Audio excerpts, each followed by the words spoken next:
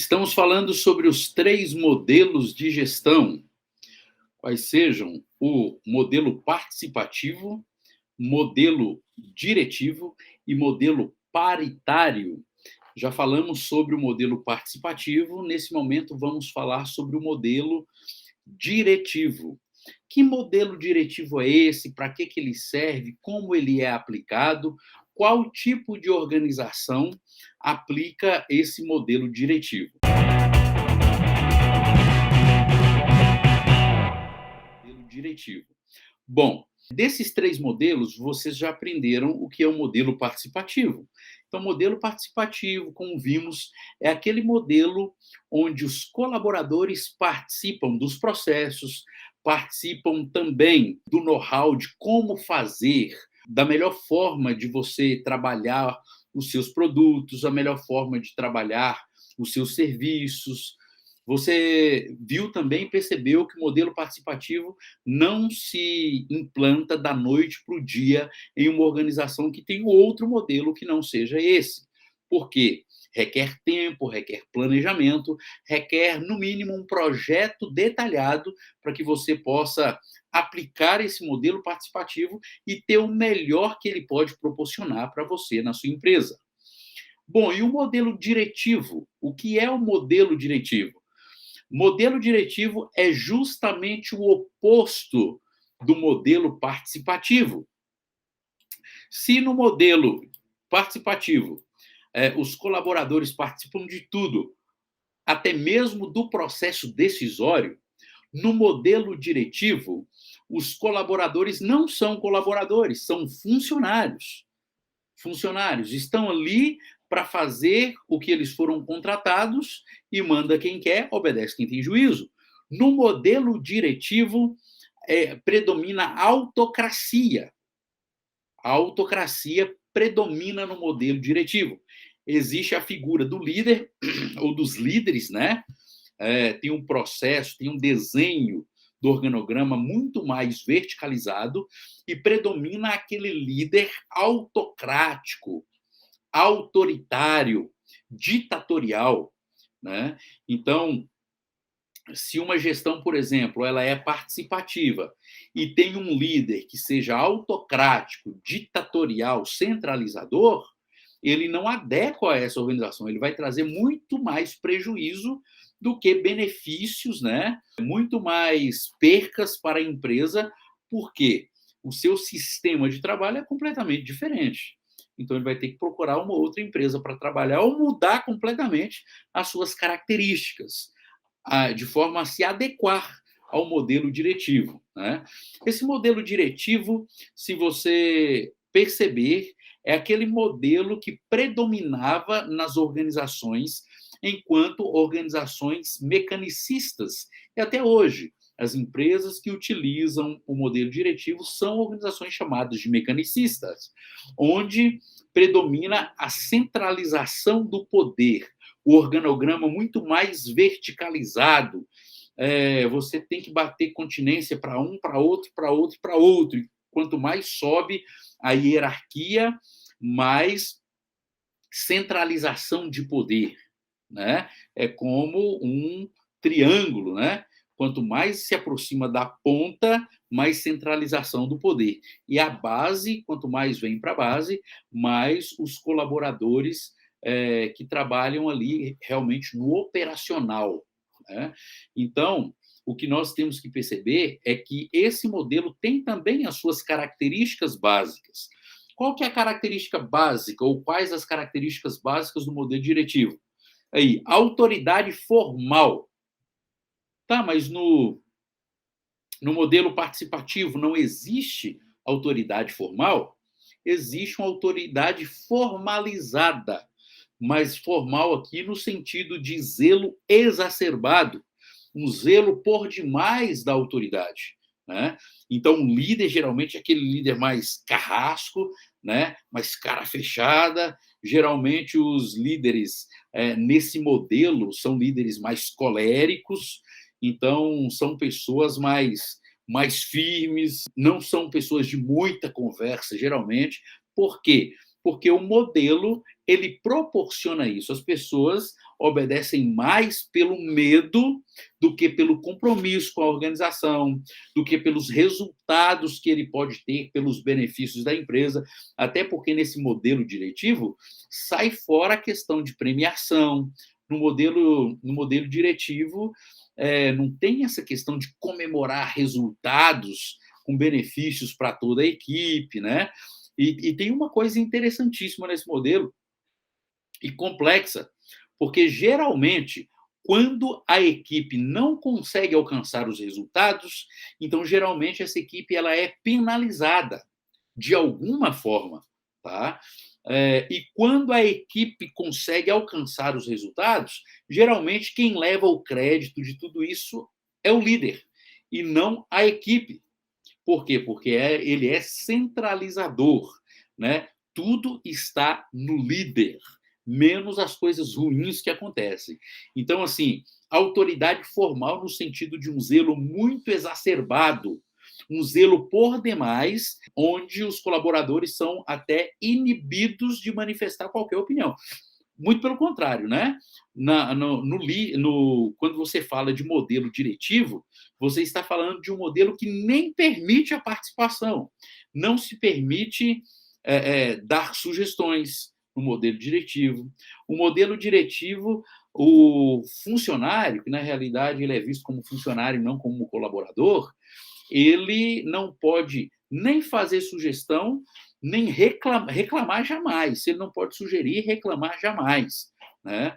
Ele não pode, por exemplo, observar alguma questão que é estrutural, que são aspectos culturais da empresa, e fazer uma crítica, porque ele não está à altura de fazer crítica ou sugestões. Então, esse é o modelo diretivo. Agora, além da autoridade formal, tem isso aqui, ó. Esse modelo valoriza muito a burocratização. Não que a burocracia, no sentido assim documental, no sentido de ordenação, organização de documentos, organização de processos, ela não seja benéfica, ela é muito benéfica.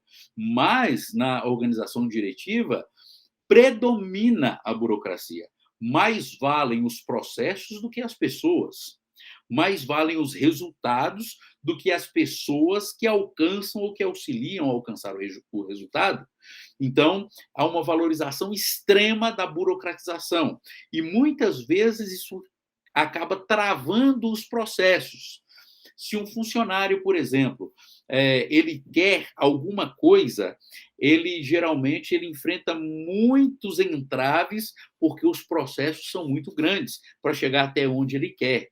Né? Por exemplo, na escala hierárquica, se tem um plano de cargos e salários, as pessoas mais benquistas para conseguirem os maiores cargos, geralmente são aqueles que nunca, jamais levantaram qualquer questão, deram qualquer sugestão, tentaram fazer qualquer melhoria, se ele não tinha cargo de gestor ou cargo de liderança, qualquer dessas questões que ele fizer, ele já é mal visto pela diretoria.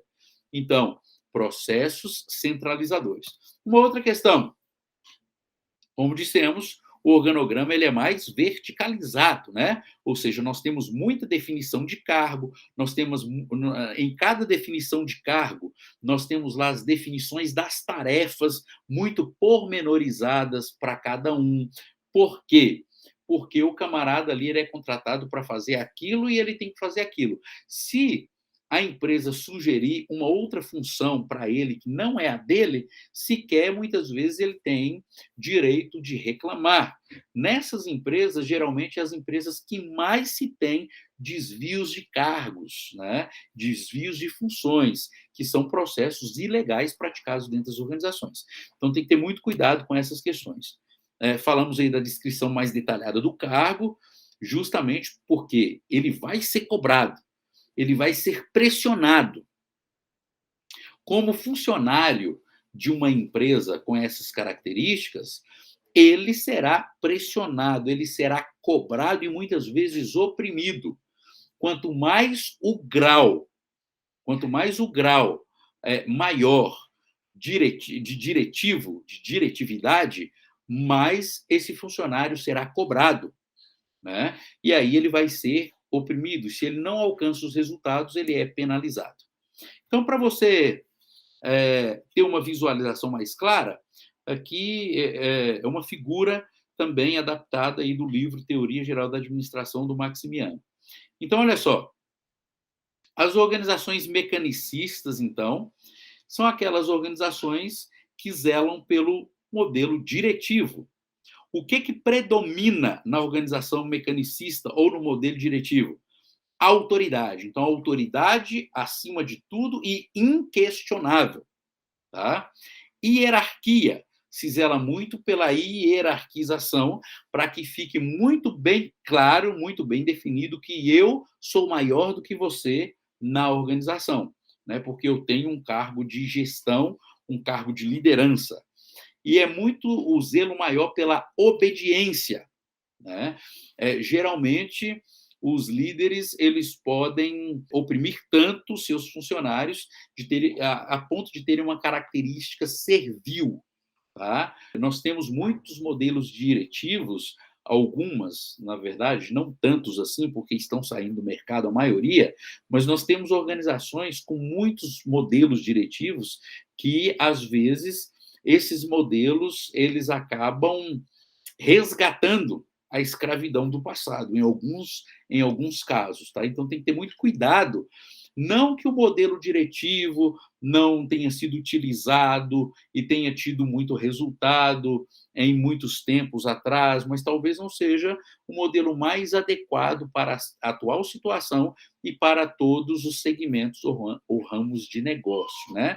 As organizações que mais têm logrado êxito atualmente são aquelas organizações que olham muito mais para o ser humano, que enxergam ele de fato como um ativo, o ativo mais importante da empresa, e valoriza e tenta propiciar um cenário adequado para a motivação, mesmo que não tenha essa característica completa do modelo participativo. Mas ela zela pelos seus funcionários, pela motivação, pelo seu rendimento, e muitas vezes o reconhecem quanto a isso, né? Mesmo não tendo um modelo 100% definido ainda.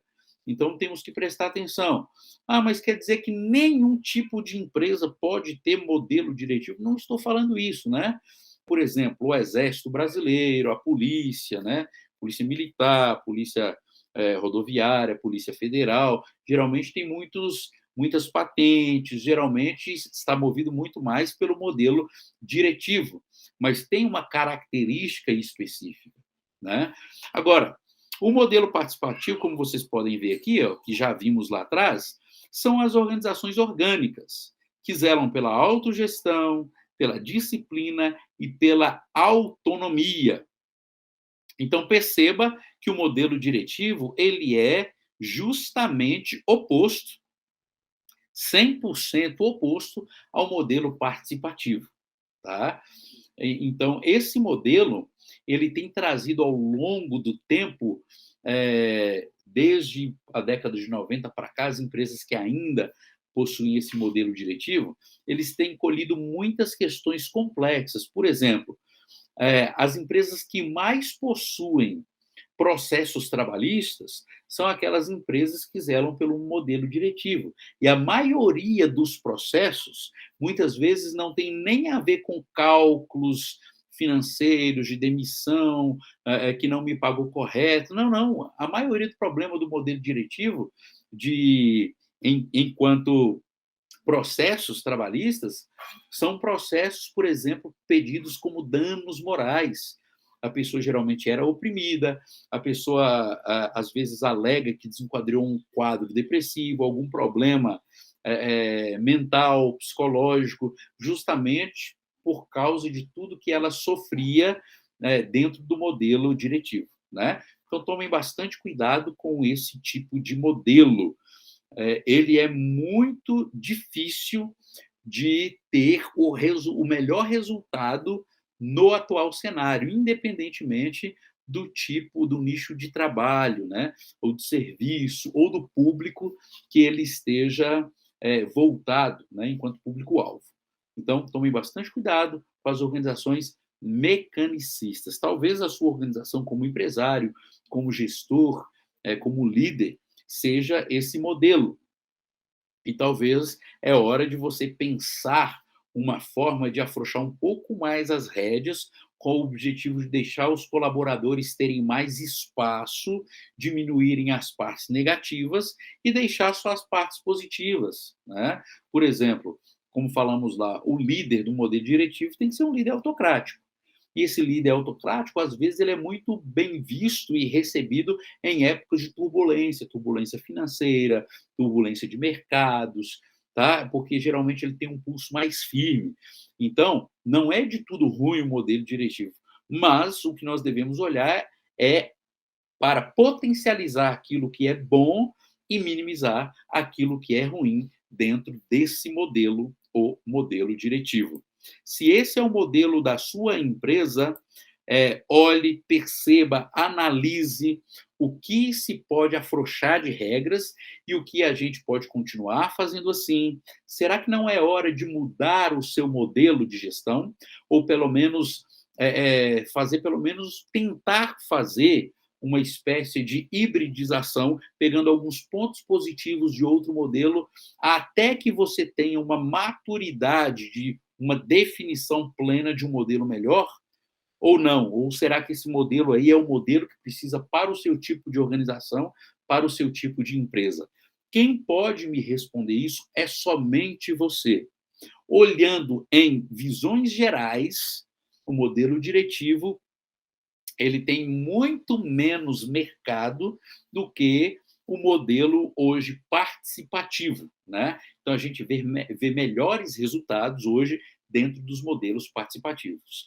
Mas você é o único que pode me dizer qual é o melhor modelo para o seu nicho de negócio, para o seu tipo de colaborador, para o seu mercado, para o seu público-alvo, seu avatar. É você que vai me dizer qual que é o principal modelo. Será o participativo? Será o diretivo? Escolha entre eles, mas não escolha já, porque nós temos mais um tipo de modelo chamado modelo, lembram? Modelo participativo, modelo diretivo e o terceiro, modelo paritário.